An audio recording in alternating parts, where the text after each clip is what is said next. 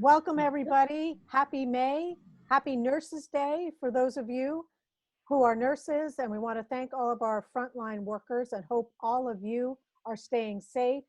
Today is our CJane Salon and it's all about kids and TV. Geena is going to present some top line findings on our new kids television research, which is dripping wet. We haven't even finished the report yet. And I want to give a shout out to Dr. Caroline Heldman and Dr. Sri Narayan with USC Viterbi, who are our research guru partners. We also want to give a shout out to Nielsen, who helped us with our data. And so Geena will present some of those findings, and then I'll moderate a panel with some amazing subject matter experts who are all in kids content. So before we get started, we're doing a new Zoom thing. We're doing a Zoom poll. So here's the poll question, and you can send your comments in to the chat. How are you all adjusting to being home while we are social distancing? A, are you ready to get back out there? I know I am. B, are you enjoying the extra time at home? C, not much has changed for me. So we'll take a beat, and if you can, tell us how you feel, and then Jasmine will jump in and read some answers.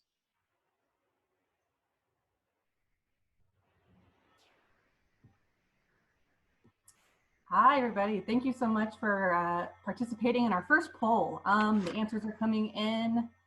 It's about an even heat between I'm ready to get back out there and I'm enjoying the extra time at home.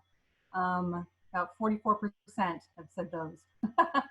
11% have said not much has changed for me. So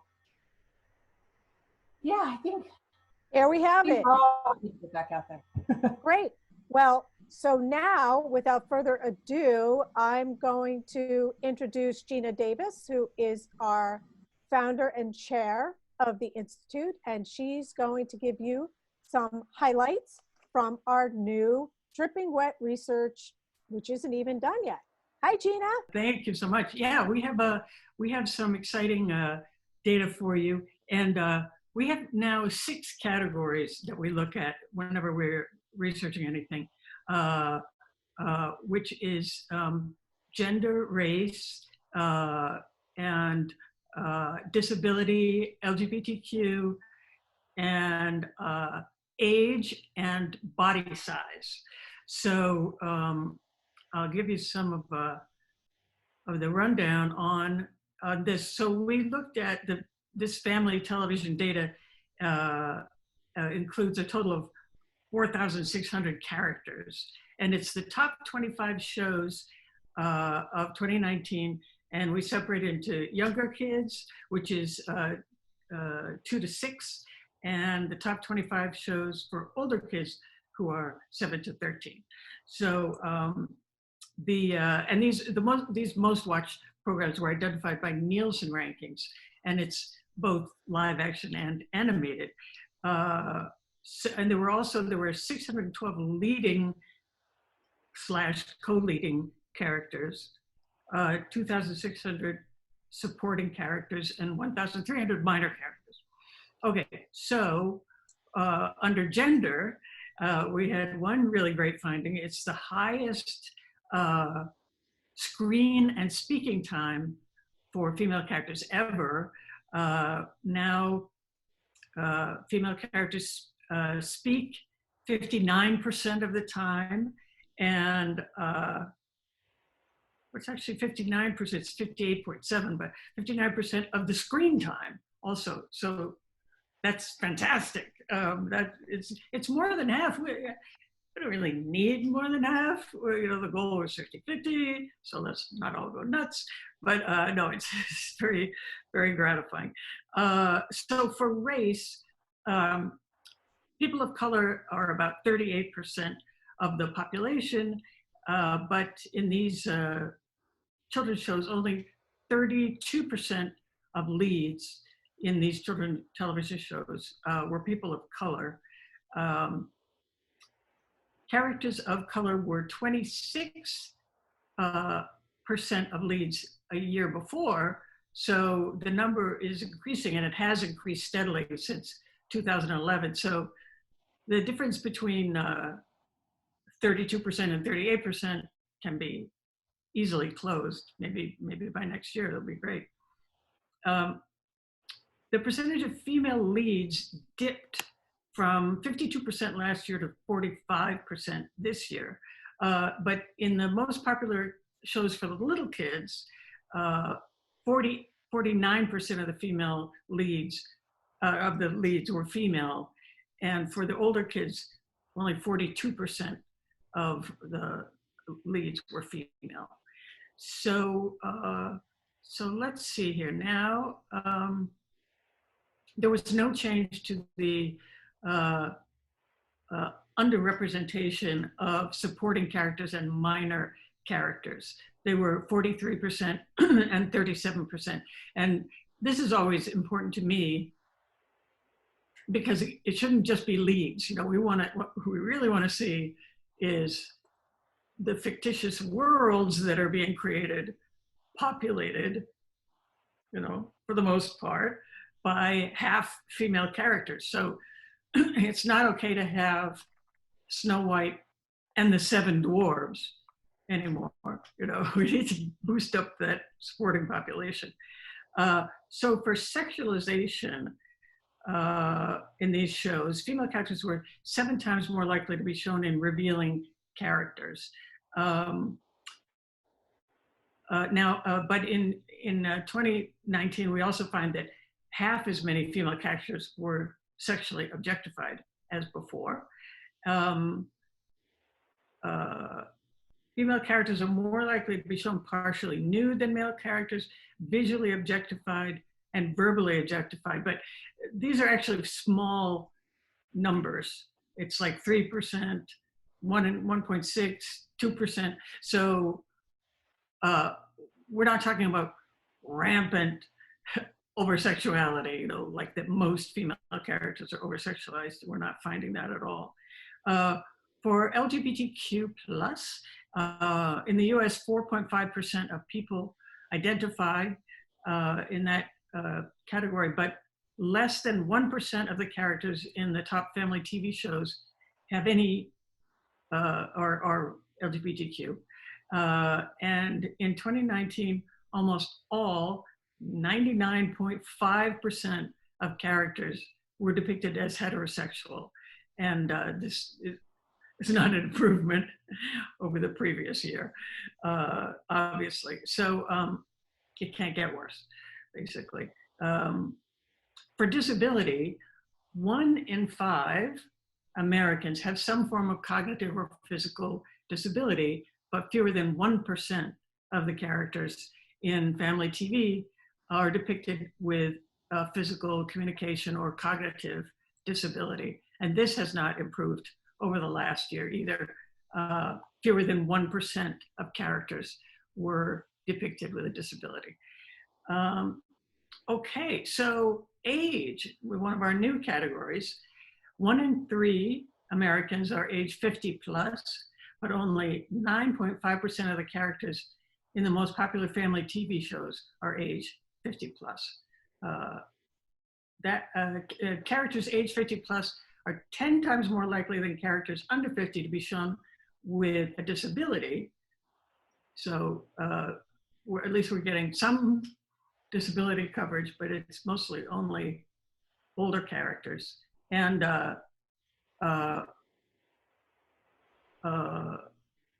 so when we say 9% of the characters are over 50, that's males and females. I don't have the number right here, but for females over 50, let me tell you, is worse, much worse than for men. And then the last category is body size. People with a large body type make up almost 40% of the population, but only 11% of characters in these TV shows had large body types. Only 5.7% of lead characters had large body types, and they are very often shown with damaging stereotypes, people with a large body type. So over half of them are funny, being funny is a good thing. It's fantastic, but you know, I don't think the percentage of characters in general are funny 53% of the time. It's striking how many, how it's really overemphasized for characters with a large body type. 1 in 5 are included in an episode as the comic relief. 14% are depicted as stupid, 13% are shown as clumsy, 7.6% are shown as a loser, and 7.9% are shown as poorly dressed. Now, any character can be stupid, clumsy, a loser, poorly dressed. In fact, you know, I always advocate for more flawed female characters. You know, don't be afraid to make them clumsy or unattractive or whatever.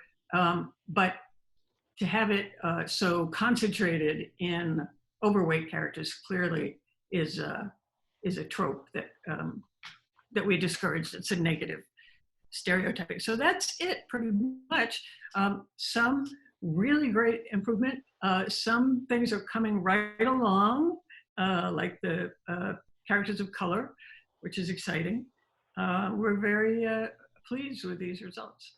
Thank you, Geena. And just for everyone on the Zoom, we're finishing up this report. Dr. Caroline Heldman is finishing up this report, and it will be on our website, and we will be sending it out to all of you sometime this month.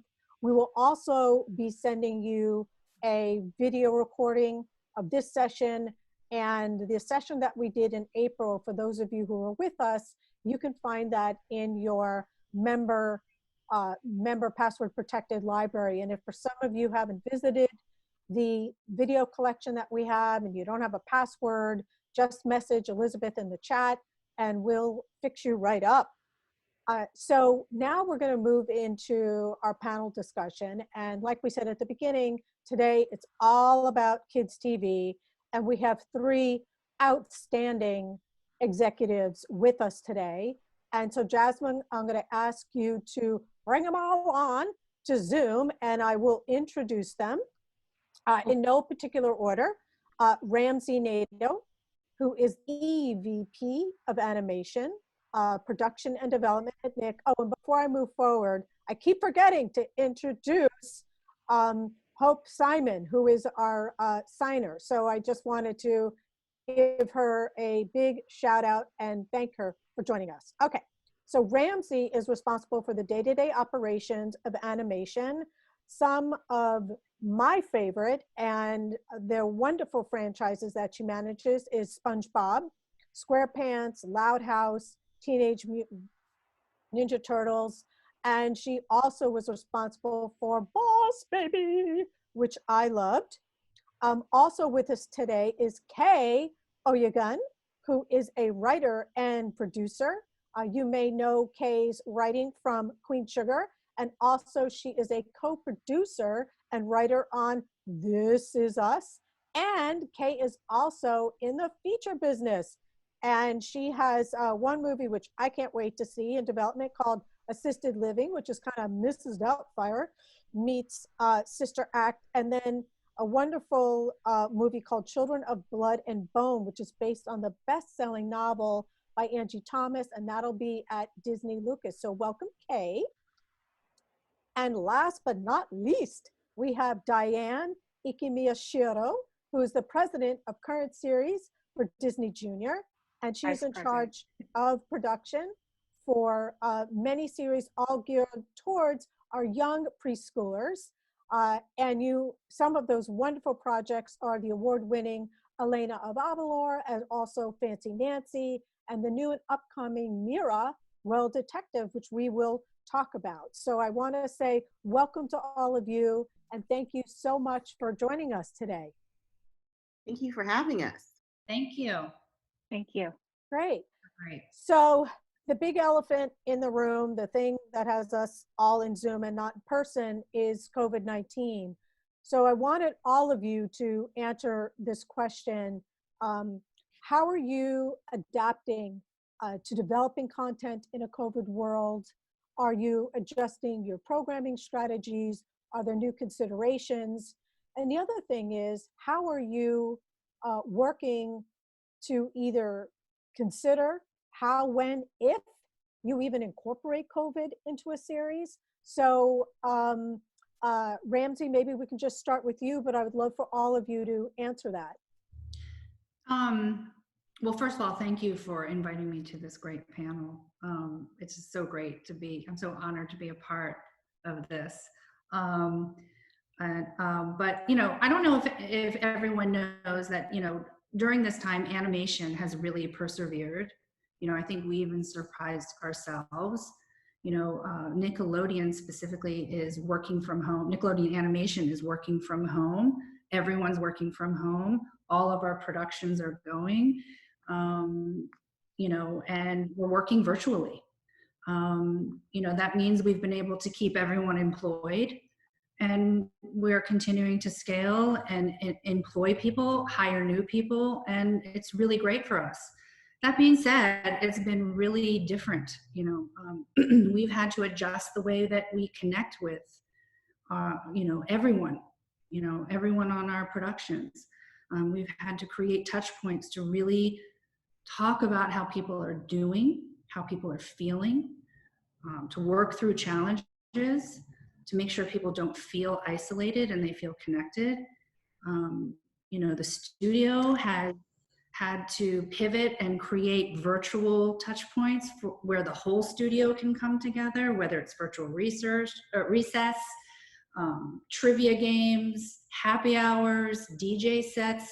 I mean, it's been, you know, we've had to pivot very quickly, and it's been different. And it's really, we've had to really dial up and, you know, our empathy, you know, leading with empathy and making sure that people feel safe, feel included, feel connected. You know, in terms of our content, you know, it hasn't changed the way that we are identifying material, and you know, it hasn't changed the way we develop.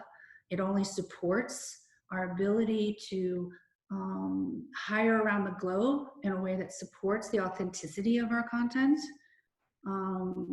You know, in terms of including a COVID storyline, I think that we're not ready. We're not there yet. it's you know, it's such an honor to be making content for kids, and we are entertaining kids and giving them joy during a time that's so, I think, stressful for families. And so really, you know, we're focusing on just great comedy right now and great characters. Thank you so much. Yeah. Kay, you want to jump in? Absolutely. I mean, I think it's such a tricky period. And again, thank you, everyone. Kay here. It's such a tricky period because I come from the scripted TV side. And so, as we all know, everyone is sort of moving to these virtual Zoom rooms, which is something that feels both realistic, because writing sometimes can feel like such an isolating kind of isolated activity and experience, but we're so used to sort of being around each other and sharing ideas and bouncing off of each other, and that space and that dynamic of being in an environment with other people is something that helps generate our stories and generate those ideas. And so now everyone is sort of having to adapt to what this virtual spaces. So essentially what we're doing right now, I will be doing that for, you know, hours and hours, you know, during the course of the day with all of my coworkers, and kind of, you know, self-policing and also self-motivating in that way, and kind of sort of reaching across to each other and making sure that everyone's okay. And I think, as Ramsey said, the idea of empathy is such a big part of what we're trying to sort of infuse in our work. Specifically for This Is Us, the funny thing, timing-wise, we literally have our first like COVID addressing meeting tomorrow at 12:30, where all of us, you know, Dan Fogelman, who's our boss, who's the creator of the show, is going to sort of walk us through, and we're going to brainstorm on ideas of how to be realistic about tackling that subject matter within the story and within the content. And there were articles on The Hollywood Reporter. I know the show on CBS All Rise just did a COVID episode. I know, you know, last season there was a show, I think it was either The Resident or New Amsterdam, pulled an episode that talked about sort of, you know, a a virus that was going to, take over a hospital. There's a lot of shaking and a lot of movement that's happening with content right now. And it's one that we have to not be tone deaf about addressing in our stories, because we want to reflect the world around us, but we also have to be, wise and understanding about it. And I think that's one way of addressing specifically, COVID, and how that, manifests itself in a family like the Pearsons and the world around them, and sort of to see how we can handle it both delicately and realistically. And that's going to be something that's going to be an ongoing conversation as we write drafts and then sort of talk through them and talk to experts and see how we did it, whether we did it right, whether we were, accurately depicting this or that. But I think for us, the biggest mandate, and for myself specifically, it's sort of like leaning into the family of it all, leaning into the nurturing of it all, leaning into the love of it all. And this period has sort of allowed people to kind of reassess what's important and what's valuable, hopefully, and sort of, reaching out to each other and checking in and reminding people that you love them, and sort of the friendships and the, relationships that people are sort of, growing and holding on to. And programming that reflects that is something that, on our side on This Is Us, and then on other projects kind of leaning into, and sort of finding things that are comedic, leaning it more into that. And maybe, if there was that horror movie project, is there, maybe that's not right now, maybe saving that for later, and sort of, focusing on things that kind of put a little bit of more joy and life and light back into the world and space. But we can't put blinders on. It is affecting the way we write.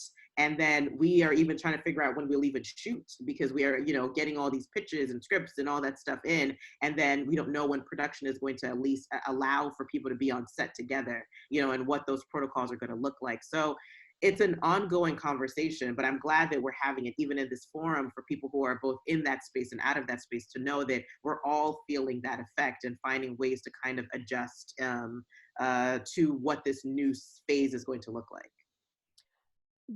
Exactly. And Diane, how is COVID impacting you, or how you're approaching projects, current projects, etc.? Well, thank you so much for having me. And I just want to echo exactly what Kay and what Ramsey said. The one thing about animation is we do have the breadth of creating something that takes at least a year for an 11-minute episode.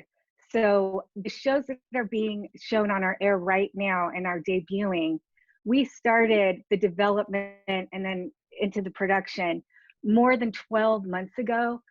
So how we're looking at what we're doing now, everything that's happening around us, the disruption, the good thing is we're able to support each other, to talk about what's happening, how it's affecting our artists and our coworkers. But the benefit of animation is the stories that we're telling and everything that we've developed 12 months ago. It all has to do with friendship and caring and being great role models, being positive members of the community, being good sisters and brothers. And so at the core of our programming, that is something that we could share now. And it is, of course, it's going to impact our stories moving forward, but we're so lucky and grateful that the same themes that we all are proud of right now, it's what we've all been working on years ago, months ago. So that is the benefit of animation and children's programming. And I just feel so lucky and fortunate to actually be working now. And we talk every day, our teams and our creators and our EPs, and we have a lot of bumps and triumphs at the same time. So at this time, being able to work together and have those and share those experiences, it's helping us through. But at our core, we're just so proud to be part of a community that we can share in the joy of our characters. So I just feel grateful right now. I agree. I feel grateful, and we're grateful for all of you who support the Institute, some for many, many, many years. I'm going to turn back over to Ramsey, and this is kind of a two-part question. One is you went from sculpting to animation. And then also if you could talk a little bit of how your journey evolved, because we have a lot of people, a lot of our members have children that are graduating high school and graduating college. And unfortunately, they're going to have virtual graduations, or people who are out of work trying to network. So I think it'd be good for everyone to hear a little bit about your story. And then would love you to talk a little bit about the Rugrats reboot, and then also about the writers program at Nick, which a lot of people may not know exists. So I know that's like a three-part multi question, but that would be great. I'll remember it. Well, my journey to animation was really zigzaggy. I grew up in Baltimore, Maryland. My father is Japanese. My mother is from New Orleans. They're artists. My father is a sculptor. My mother is a painter. I grew up, I was brainwashed and trained to be an artist. That's what I went to school for my entire life. I went to Baltimore School for the Arts. Then I went to Madeline Institute College of Art, studied sculpture. And then I went to Cal Arts for grad school, came to California, and ended up staying here longer than I thought. That's another story. But I met a lot of animators for the first time at Cal Arts, and just fell in love with the community, the personalities of animation at Cal Arts. We all graduated, they got jobs and followed a friend to Klasky Csupo, an animation studio that's well known for making Rugrats. And I got my first job in animation as a PA on an adult animated show called Duckman.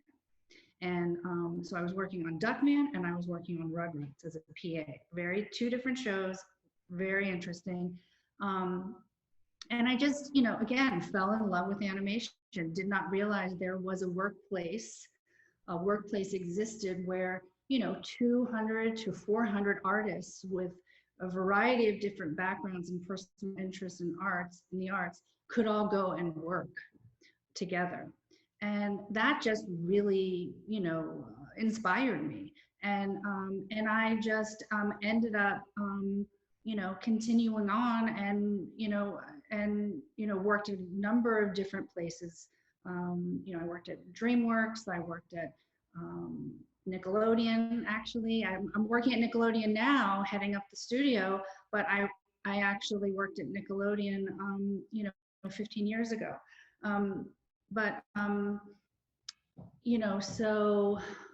So fell in love with animation. I'm trying to remember what your other question was because you asked so many. Right, so the second one is just, I think it's so exciting for those of us who are grandparents and parents that Rugrats is coming back bigger and better. And I know that you put quite a lens on thinking about the female characters as well. You had mentioned that about freshening it, making contemporary. So maybe for all of us Rugrat fans, you can just talk a little bit about that. Yeah, so Rugrats, one of my first jobs in animation, fell in love with it because it was really unique, very original. The art style is very European, but also very universal. And the storylines, really appeal to both adults and kids. It had this beautiful magic, which was, told stories about the secret lives of kids, of toddlers, and really celebrated imagination. But it also, made commentary, social commentary on the parents and parenting styles and political points of view. I just, it was a really pivotal show for me to work on in terms of my career, but I loved it.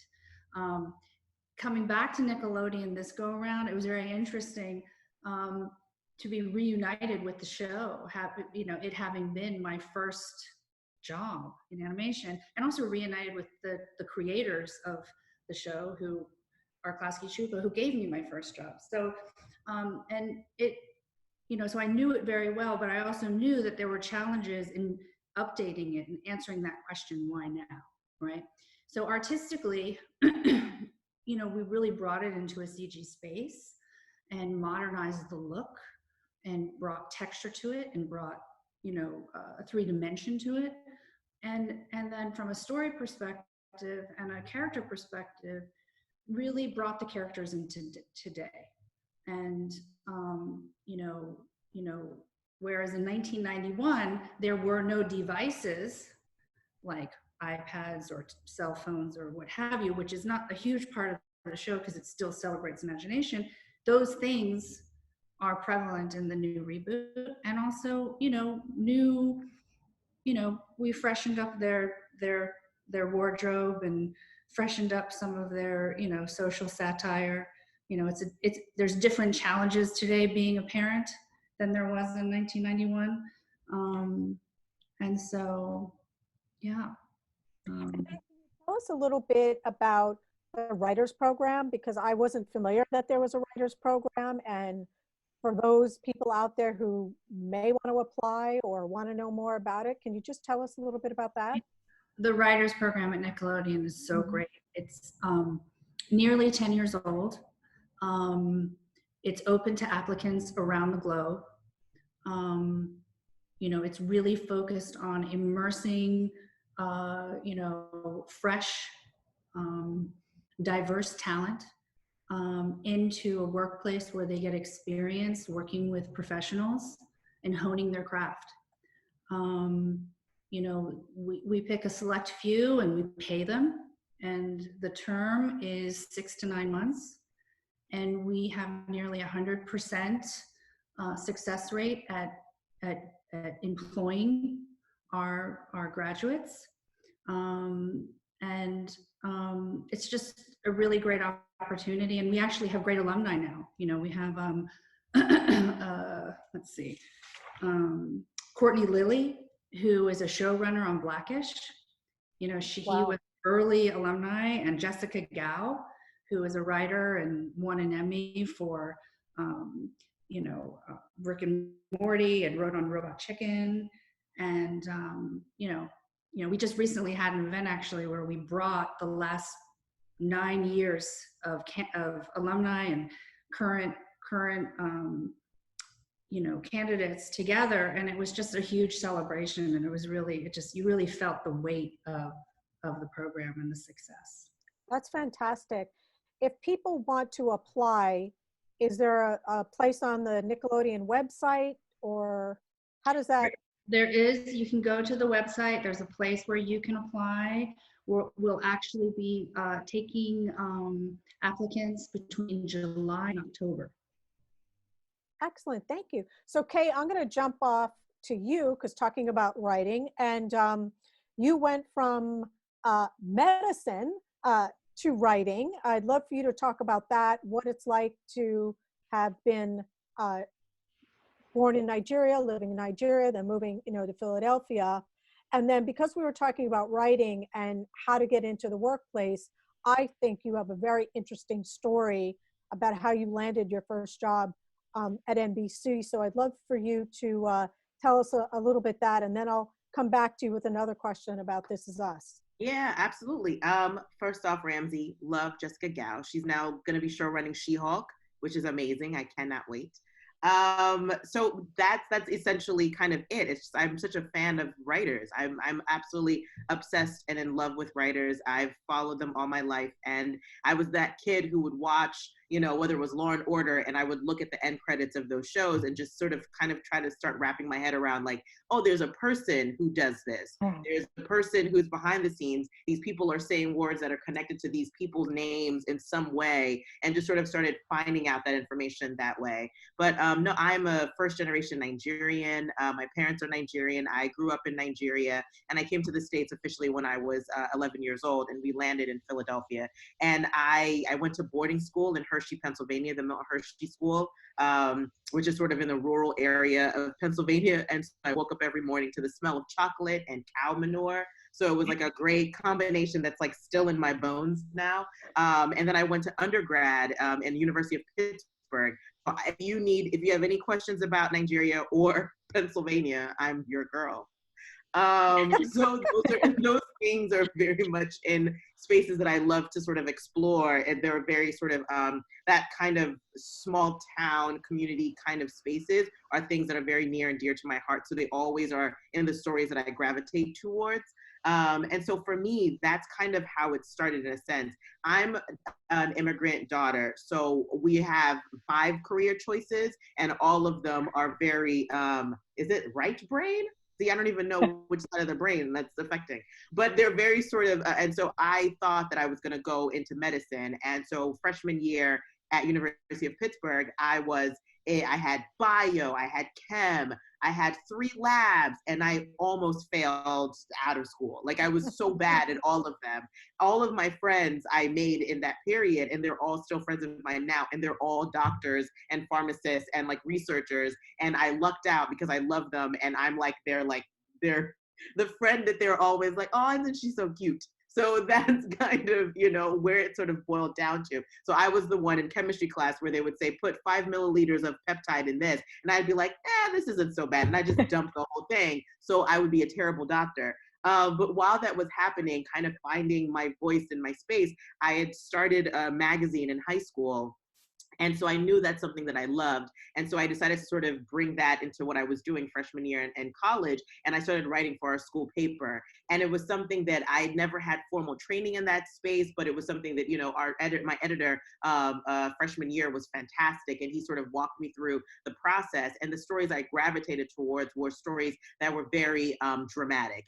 So I covered all of our city beats. When there were union strikes, I would cover. When there were sort of any sort of mobilization, I would cover. I just like to physically be out there and paint the picture of what was going on in the city, in my writing. And so I did that all 4 years without realizing it. That sort of became my love. And so, I think around junior year, I was like, you know what, I'm going to just sort of make that my major. And so going from like a general liberal arts major to sort of focusing in marketing and journalism was kind of what I did. And I covered, and then by senior year, I became the editor of that particular beat, the city beat, and I covered the G20 when it came to Pittsburgh. And that coverage got me sort of put in a position where I could get noticed by NBC News, and I was able to apply for a news associate's position at NBC News, and I was able to get that job. And so I essentially moved, I like skipped graduation. It was terrible. My mom was so upset. I like skipped graduation because I was like one of, the whole point of going to college is to get a job. And then I got a job before I graduated, and I was like, screw this, what do I need this for? But, I ended up moving to New York and working for Nightly News. This was back when Brian Williams was the anchor of that slot. And so I worked in our city beat, essentially. And I worked for the New York Bureau, which covered all the city stuff. So while I was there, I was 22, 23 years old. And I was what they call a one-man band, where I would shoot, edit, write, and upload. And they would assign me to a senior producer, and we would go out and sort of cover things in the city. So we covered the Ground Zero Mosque. We covered the new TSA pat-down back when everyone was, having these meltdowns about what was going on in the world. We covered when the Chilean miners, when that happened, we covered that. And then they ran the New York City Marathon, and I was like there, like cheering them on and like writing and filming at the same time. So that was sort of my training ground. And the writing aspect of it and the physical production aspect of it were things that really sort of I responded to in a really big way. And I think 3 years of doing that, I kind of got to a place where I felt like, you know what, I want to now start affecting the stories. And I want to start now. I also, because of the way in which I guess I float through spaces, I was always sort of tasked with communicating with people during the worst times of their lives. So whether there was, a horrific accident or an incident, I would be the person who has to talk to the family members to get them to give a statement. And those things kind of started to wear on me emotionally. And so I decided, you know what, I think I want to sort of shift gears. And I'd never been to Los Angeles before. I did not know anyone out in this space. And my dad, I told him I wanted to go out there and maybe go to film school. So he Googled best film school, best film program. That was it. And he just like said to me, you will go to this one. And I said, sure, if they take me. That's not how it works, but okay, Dad. And so I applied, and they were crazy enough to accept me. And so I ended up coming out here to go to USC in their producing program, which I would recommend to anyone who wants to sort of understand how the studio system works. And so that's what I ended up doing. And I did that, and I became a professional intern. I loved everything I was soaking up so much. I interned at Groundswell, I interned at Searchlight, I interned at BBC, and then I became an assistant. And so while I was going to school, I became an assistant, and everyone was sort of in this development space. And I was learning and reading a lot of scripts and working and talking to a lot of executives. And I understood sort of a lot of times when you give a writer a note, I would hear the other side of that note, which is what the executive was trying to get across. And then hearing the writer side of it, which is sort of the pain of feeling, you know, not understood and feeling attacked. And so I started understanding where both sides were coming from, and I would write on my own a ton. And then around 2014, 2015, I ended up sort of writing, I had written a bunch of really bad stuff, a bunch of really good stuff, a bunch of okay stuff, but I just kept on trying to be less terrible at it. And then an incident happened in our world with Trayvon Martin, and I was so upset and confused about what was going on that I wrote about that. And that spec script ended up getting me my first job on Queen Sugar, working for Ava DuVernay and Oprah Winfrey in that space. And I was on Queen Sugar for the first season, and then I transitioned onto This Is Us for the first season, and I've been there ever since. So my road is very, very blessed, but also just sort of varied in the sense that I've always been I was raised by TV and film. I love it so completely. I would be doing this for fun anyway. So I'm very grateful that someone is gonna pay me to do it. And so that's the story. Yeah. Wonderful. And I'm going to come back to you on This Is Us. I want to shift to Diane. So Diane, you went from law to storytelling, and there was a comment that you made during our chat, and you said, I know what it's like to be an other. And so I'd love for you to talk about that experience. You said it took 6 years to get Mira up and running. You had the experience and the impact of Elena, of Avalor, I mean, breaking new ground. So can you talk about your lens, and also how you've brought that lens to some of these groundbreaking projects? And also, Elena's had a tremendous impact on girls around the world. So if you can walk us through that, that would be great. Sure. Still, as a female, a person of color in this industry, I consider, and I wear it as a badge of honor, an other. And I use that to my advantage because all of the experiences that I've had growing up, my parents are immigrants. They immigrated from Lima, Peru.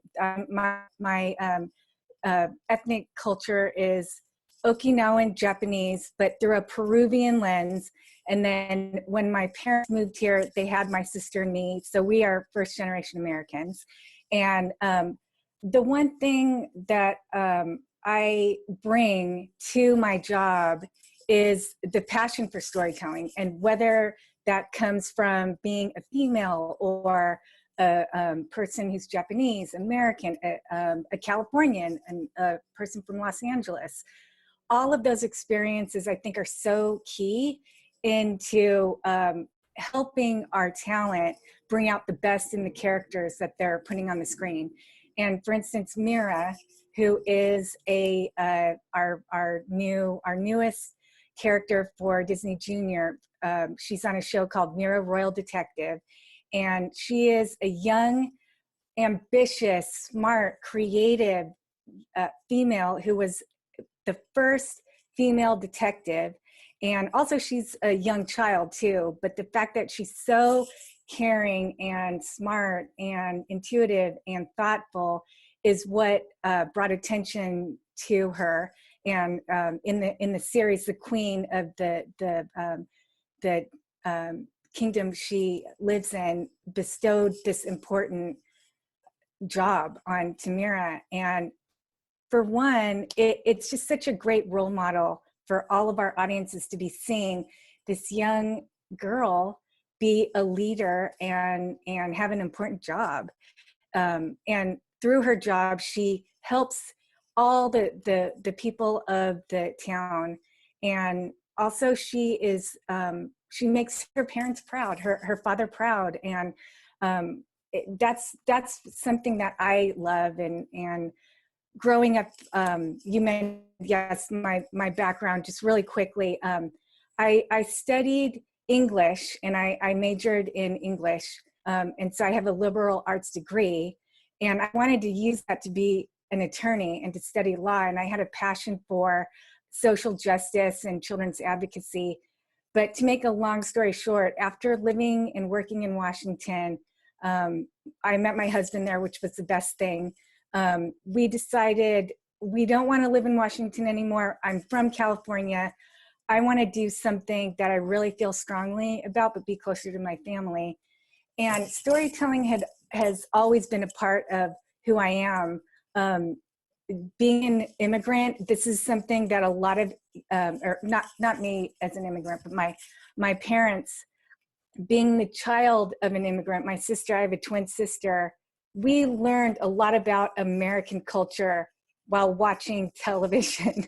So we grew up watching Laverne and Shirley, Happy Days, and Looney Tunes, I Love Lucy, The Little Rascals, and The Jeffersons, which is my favorite show ever. Those all influenced us as storytellers, as citizens of the world.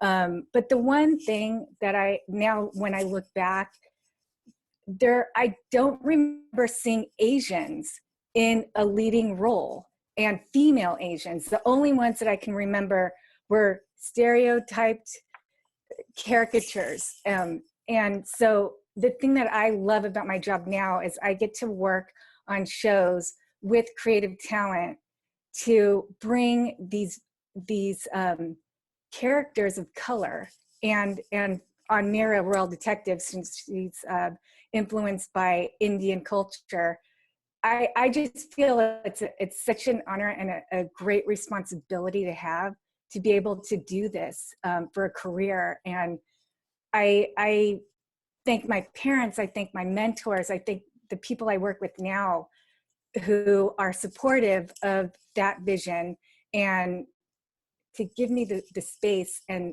also the voice to be able to do that. Because it's hard. It's not easy to create a show where every single character is rooted in authentic culture. Mm-hmm. And yes, Mira, Royal Detective is a fantasy, but we are basing a lot of the culture and the customs on real Indian cultures and customs. So it's a team effort, but it's worth it, and we'll do it for the rest of my life. This is what I want to do. It's just, I feel it's something so important. And I love the Geena Davis Institute and everything that you guys stand for, because the fact that our audiences are able to see a character like Mira and her cousins and her friends, they hopefully young kids all over the world who are watching our show, they can say, wow, she looks like me, or I feel like her, or I eat the same food she does. So if we inspire just a few kids, that is so worth it to me. But I actually think that this show is reaching a lot, because it is different, it's vibrant, it's colorful, and it taps into beautiful music. And I can't say enough about Mira. Well, we're so excited. And guess what, everyone? Breaking news, on May 13th, we are going to have our first virtual influencer screening. And guess what? We're going to show the first episode from Mira, and we'll also have Diane and some of the other talent with us. So Jasmine is going to be sending out an email later today for next week. So I hope you'll join us and you'll be able to see the wonderfulness of Mira. And so we have a few questions that came in, and we have a few minutes left. So this first question actually is for Geena and Ramsey, and it's from our donor, Joan Monk. So thank you, Joan. And I'm going to paraphrase your email, but essentially it's about folklore, classic fairy tales, etc., and the ideas about ageism, and it's how and why older women have traditionally, through our fairy tales, have been portrayed as ugly and hags, or there's intergenerational jealousy between, a mother-in-law and the daughter-in-law. Have we gone past that? And so, Geena, I'm going to throw it at you first, and then Ramsey. Well, yeah, I don't know that we've gone past that. There's so few. First of all the mothers died, so you don't get to really examine them that much. But there's so few older female characters that it's hard to say whether the trend is improving. But that's a trope that I really hate, where the only thing they can think of for an older character is to be jealous and competitive with the younger one because they're not young anymore. It's like such a terrible message. I certainly hope there'll be more older characters in animation and in everything that's made for kids. Ramsey, what do you think? It's interesting because I think that over the, some years now, I recall a trend of in developing these animated movies. Often it would start off with, the mother dying, right? Which was, the deepest emotional pin for a character, that pain to kind of overcome and kind of persevere and learn to come into their own being. And I think that it became kind of like a something we would all be like, not again. Let's like try to switch. Let's not do that. Let's not perpetuate that. Why do that? For Nickelodeon, we are developing programming that's very much through the kids' point of view. And so often it's about, putting those characters front forward and telling stories about their friends and family. And that's where parents and older, mothers, grandparents come into play. And usually is passing on, wisdom or lessons or experiences or their own stories to help our main characters, the kids, overcome what they're overcoming story, whether it's through drama or comedy. For us, it's very important to include the whole family and represent mothers, grandparents, aunts, because we're making shows for families to enjoy together and really trying to, define co-viewing in a really big, fresh way. So I think it's ever evolving for us, ever evolving for Nick. Mm-hmm. Thank you. So Diane and Kay, this is a question for both of you. What has been the biggest challenge that you've faced in terms of looking at cultural equity? And then also on This Is Us, Kay, you're able to address a lot of social issues and have had a lot of impact. So maybe you both can just briefly talk about maybe a big challenge, and then maybe Kay, we'll throw it at you to just talk about the impact of This Is Us. So Diane, take it away. Yeah, I actually think it's so incredibly important. If you want to have stories, if you want to have shows that show all different kinds of cultures and backgrounds,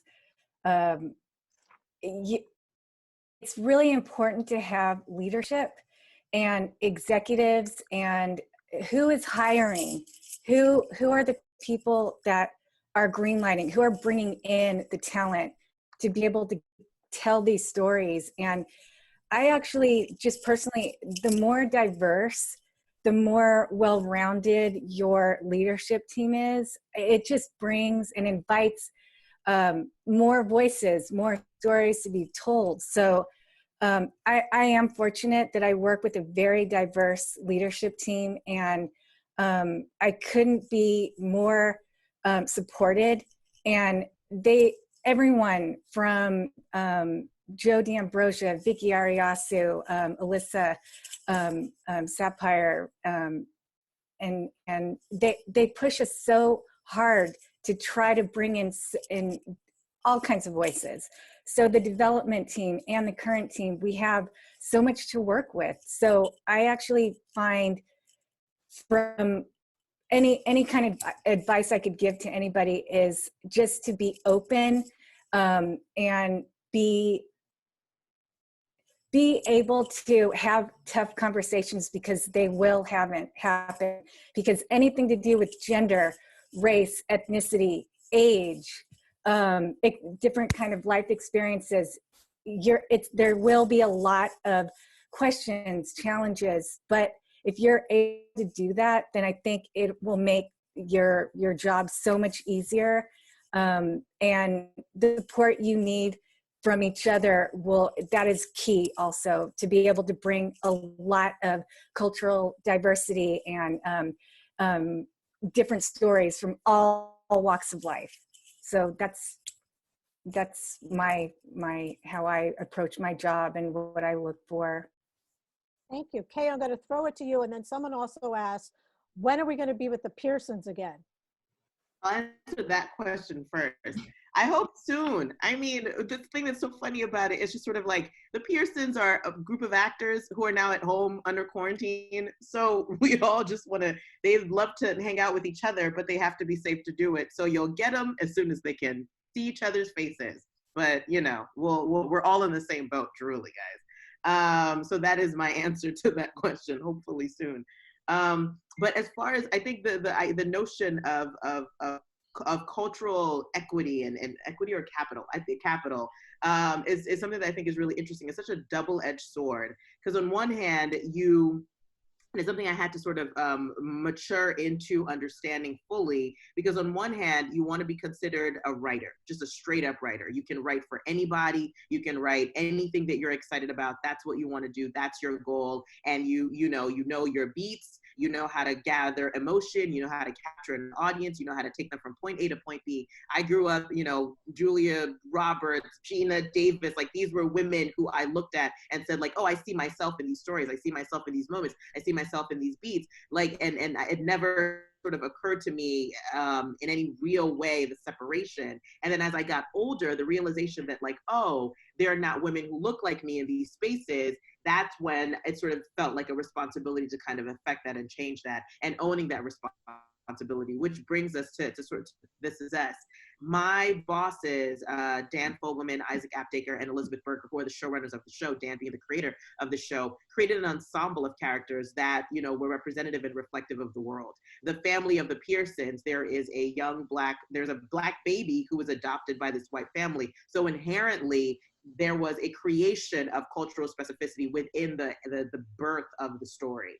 And so that's not necessarily, the thing that he read that I had written that got me the job was something that was like a crazy story about a farm. Like it had no bearings to do with, what the show is about. But I had to sort of get to a place where, owning those narratives and leaning into what my life experiences were that are different from this writer or this other writer or this other writer, to add some dimensionality, to the characters, specifically the characters of color, is something that I had to get comfortable doing. And it's something that all kinds of writers have to get comfortable doing, and owning that agency and not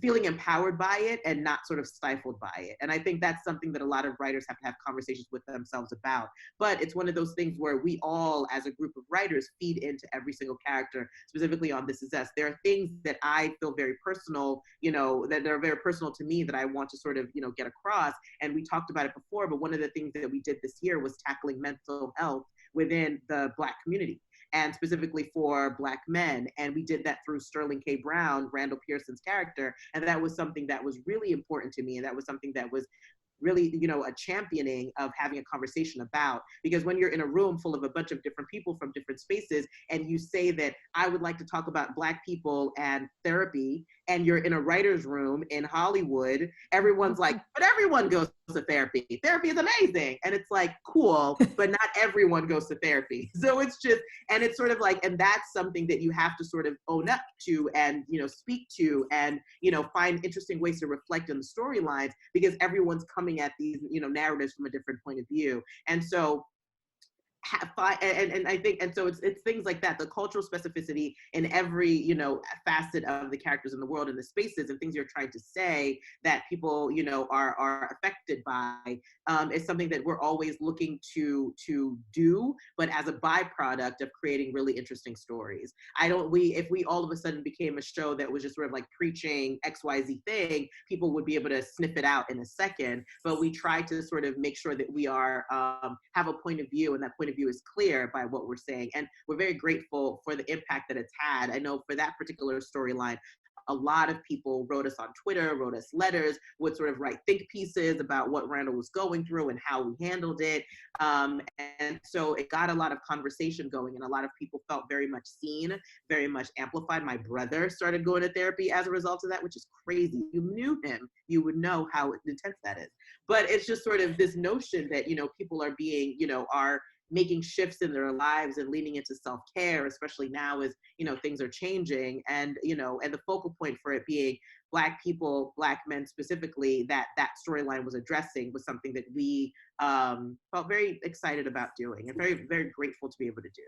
The character that everyone identified with. Thank you. Well, I know we're at time, so clearly the big takeaway is with all of these amazing storytellers, you can see that there's this very strong thread of authenticity. Mm-hmm. So I'm going to throw it to Geena to say our final goodbyes, and then we will see you May 13th, hopefully, for our Mira Royal Detective influencer screenings. Take it away, Geena. Thank you. Well, I just wanted to thank our panelists so much. You guys were amazing. It's so great to see you and talk to you. And thanks to all our members for being here as well. So many of you. It's great. See you next week, everybody. Thank you. Hang in there and be safe. Bye. Thank you. Thank you. Thanks, Ramsey, Diane, and Kay. And thanks, Hope. Thank you so much. Thank you. Thank you. Thanks, Hope. Bye.